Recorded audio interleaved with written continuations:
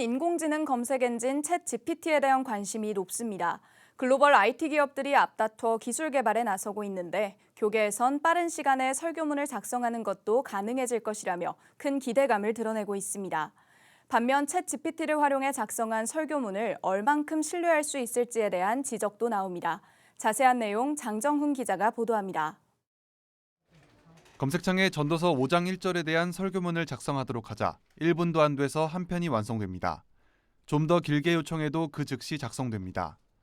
영어 지문을 번역해봤더니 챗GPT의 설교문은 시사점도 제시할 정도로 방대한 양을 처리합니다. 설교문 작성에 사용된 챗GPT는 미국 테슬라 CEO인 일론 머스크의 오픈AI가 선보인 인공지능 검색 엔진입니다. 특히 챗GPT에는 인간의 뇌신경세포 역할을 하는 파라미터가 1,700억 개가 넘습니다. 수많은 파라미터는 이용자의 검색을 예측해 짧은 시간에 요청에 맞는 편집된 자료를 제공합니다. 하지만 인터넷에 있는 자료를 통해 결과를 제공한다는 점에서 한계가 존재합니다. 기존의 자료를 재생산하기 때문에 인공지능이 잘못된 정보를 학습할 경우 결과에 큰 오류가 생길 수 있습니다. 이런 이유로 목회 현장의 챗GPT 활용에 대해선 아직 조심스럽습니다.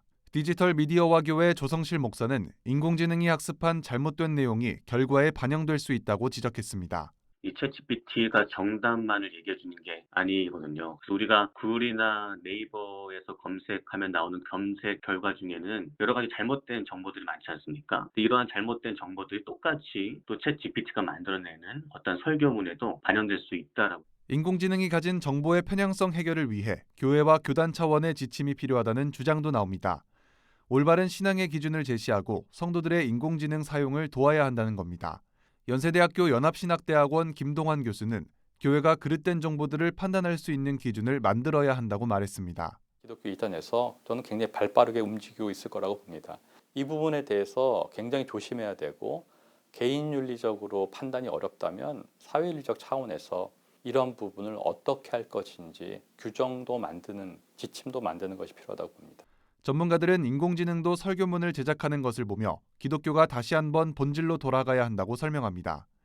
인공지능도 만들어내는 그럴듯한 설교문이 아닌 영적 깨달음이 담긴 메시지를 전하는 건 하나님이 창조하신 사람만 가능하기 때문이라는 겁니다. 구티비 뉴스 장정훈입니다.